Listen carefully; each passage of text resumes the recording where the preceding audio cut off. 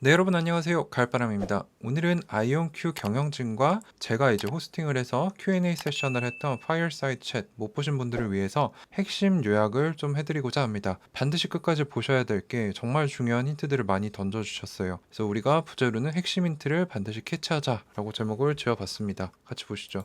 네, 첫 번째로 이제 가을바람월드 제 유튜브 채널 게시판 그리고 아이온큐 공식 사이트에서 사전 등록하신 분들에 한해서 아이온큐 파이어사이드 챗 이제 이게 Q&A 세션인데 9월 1일 오후 9시에 공개가 됐습니다. 그래서 45분간 질의응답 시간을 가졌고요. 이제 CEO인 피터 챔맨 사장님과 김정선 교수님 그리고 토마스 크레이머 CFO와 함께 세 분이 이제 제 질문을 받아서 응답을 해주시는 방식으로 진행을 했습니다. 그래서 영광스럽게 이제 아이온큐 공식 사이트에 이벤트 페이지에 가보면 제 이름이 새겨졌습니다. 제 영어 이름이 이제 샨인데 샨 쿼니 아이온큐 리더십들과 파이어사이드 챗을 했다 라고 이렇게 기록을 남겼습니다. 그리고 이 영상에 나온 핵심 힌트들 위주로 좀 요약을 해봤습니다. 자, 기술적인 진전에 대해서 먼저 얘기를 했는데 이온 트랩 방식이 왜 좋냐라고 여쭤봤습니다. 자, 이온 큐비트는 자연 큐비트이다. 그래서 완전 무결하기 때문에 모든 큐비트가 동일해서 제조상에 문제가 없고 수율이 100%고 이러한 큰 이점을 제공한다. 근데 이제 타사들 이제 다른 기술을 쓰는 기업들은 인공 큐비트를 사용하는데 모든 큐비트가 동일하지 않아서 수율 문제가 있고 많은 노이즈가 예상치 않은 노이즈가 발생할 수 있기 때문에 아이온큐의 이온 트랩 방식이 우월하다라고 얘기를 했고요. 알고리즘 큐비트에 대해 또 질문하시는 분들이 많았는데 AQ가 뭐냐? 이 표를 보시면은 이게 이제 아이온큐 아리아를 가지고 다른 회사 이제 퀀티넘, IBM, 리게티 양자 컴퓨터들과 함께 이제 QEDC라는 중립적인 컨소시엄에서 정해준 고객들이 많이 쓰는 양자 알고리즘을 실행을 했을 때 결과를 도출한 겁니다. 그래서 이 가로축은 구현할 수 있는 회로의 개수고 이 세로축은 쓸만한 큐비트의 개수. 핑크색 네모가 크면 클수록 더 우월한 건데 아이온큐가 압도적으로 우월하죠. 그래서 이 빨간색 네모 같은 경우는 제대로 작동하지 않는 경우들을 얘기를 하는 거고요. 파란색으로 갈수록 신뢰도가 높은 겁니다. 그래서 결과적으로 알고리즘 큐비트는 신뢰할 만한 결과를 주는 큐비트의 숫자를 얘기를 하는 거고요. 이 회로가 많을수록 더 좋기 때문에 핑크색 네모가 클수록 좋다는 겁니다. 고객들이 실제로 실행하기 원하는 알고리즘을 QEDC가 정해줬고 그래서 서로 비교가 가능한데 유일하게 여러 양자 컴퓨터들을 비교할 수 있는 기준입니다. 근데 아이온큐가 여러 번 우승을 했고요. 리게티 같은 경우는 이제 20개 정도밖에 되지 않는데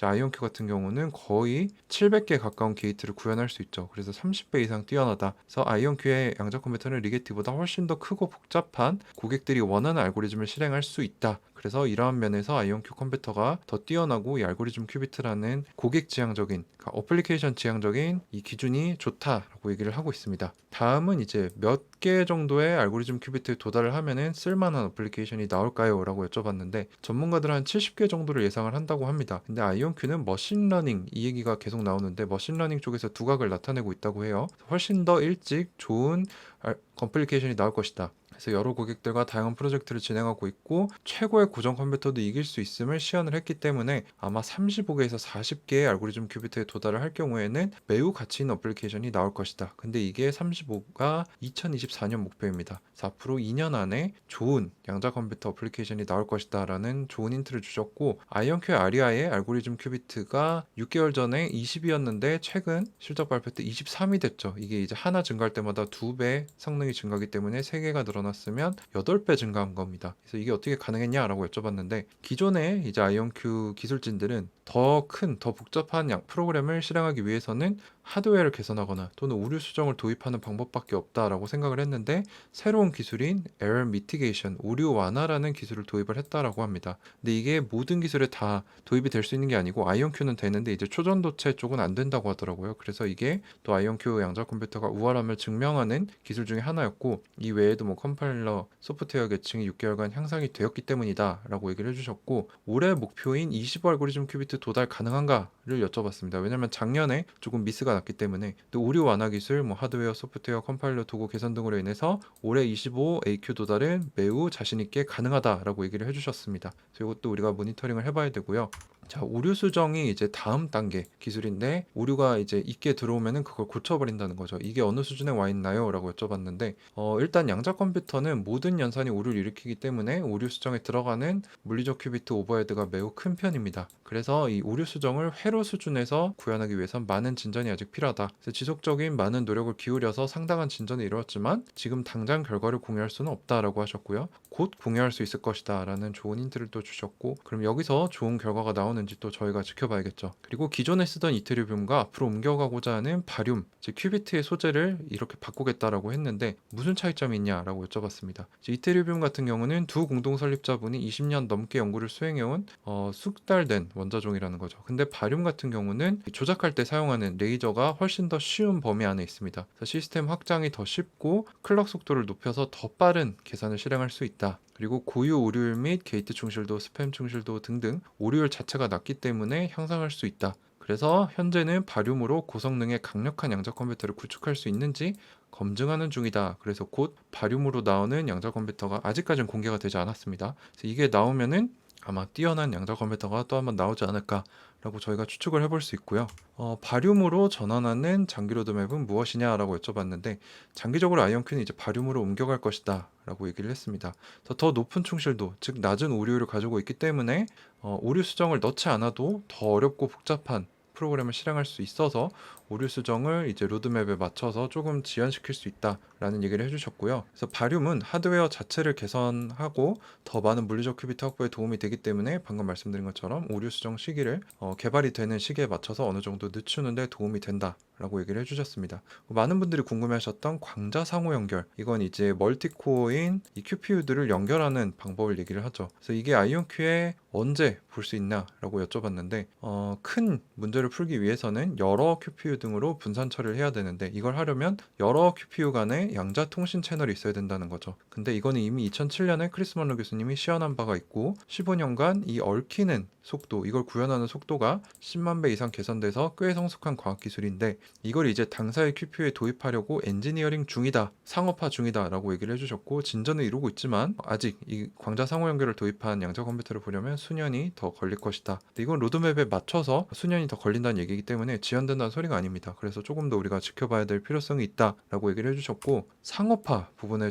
대해서도 좀 여쭤봤습니다. 어떤 프로젝트들을 진행 중이신가요? 라고 여쭤봤는데 우리가 다 알고 있는 현대자동차 자율주행을 위한 물체 인식하고 있고 GE 쪽의 위험 분석, 피델리티, 골드만삭스 등과 함께 머신러닝이 주된 분야를 이루고 있고 더 나아가서 화학 분야, 다우케미칼, 현대자동차와도 더 우수한 차세대 그 전기차를 위한 배터리 개발을 위해 배터리 화학에 활용하고 있고 자연어 처리, 이건 이제 인간의 언어를 컴퓨터가 인식하는 것을 얘기합니다. 그래서 이게 구현이 되면 강력한 AI 구현이 가능하다라고 얘기를 하고 있고 물류 분야에 또 에어버스와 항공기 화물 적재 부분에 있어서 양자 알고리즘을 도입하겠다라고 해서 이런 여러 분야들을 탐구하고 있다라고 했습니다. 그리고 우리가 제일 궁금해하는 양자 컴퓨터 실물은 언제 판매가 되나요? 라고 여쭤봤는데 이제 아이온큐가 양자 컴퓨터 구매를 다른 기업들이 원할 것이다라고 예상은 했지만 훨씬 더 빨리 강력하게 구매를 원하고 있다는 거죠. 그래서 구매를 원하는 곳이 학계, 보안업계, 그 최우선 접근이 필요한 민간 기업들, 예를 들어서 제약기업 같은 경우는 신약 개발에 이제 복잡한 분자들 간의 리액션을 측정을 해야 되기 때문에 시뮬레이션을 해야 되기 때문에 이게 필요하다고 합니다. 그래서 이게 만약 양자 컴퓨팅이 사용돼서 신약을 조금이라도 빨리 개발할 수 있으면 엄청난 수익을 가져다 준다고 하네요. 그래서 제약기업이 있고 금융기업 역시 눈독을 들이고 있습니다. 그래서 많은 구매 문의가 들어오고 있고 12개월에서 24개월 사이에 판매가 일어날 것이다.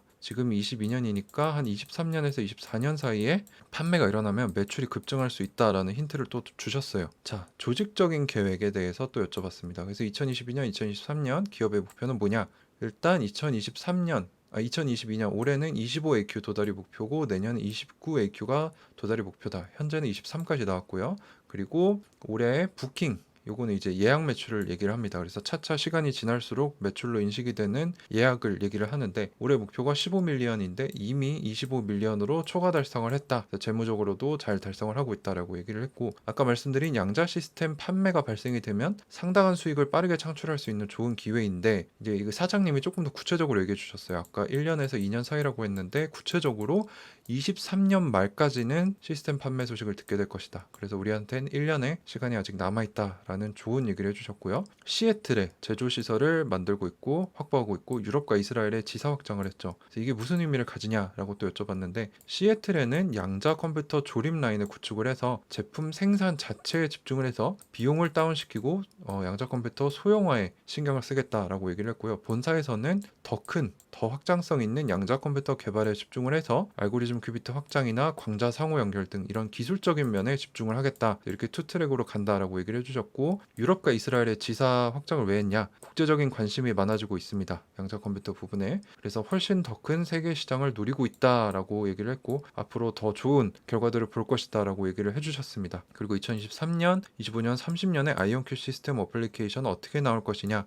미래는 어떻게 될 거냐라고 여쭤봤는데 23년에는 머신러닝 그리고 초기 화학 어플리케이션, 물류 분야의 두각을 나타낼 거고 25년에는 더 큰 분자를 다룰 수 있는 화학 어플리케이션, 그래서 제약업계가 많이 사용할 거고 재료 과학, 신자재 개발 쪽에도 쓰일 것이다. 30년에는 강력한 AI에 아까 말씀드린 뭐 자연어 처리나 이런 게 나왔는데 AI 쪽에 또 양자 컴퓨터가 활용되지 않을까라는 얘기를 해주셨고요. 예를 들어서 이제 광고 중에 하나가 엑스박스가 2040년에 양자 컴퓨터를 활용하는 광고가 하나 있습니다. 그래서 아마 2030년, 40년쯤에는 양자 컴퓨터가 광범위하게 활용되지 않을까라는 얘기를 좀 해주셨습니다.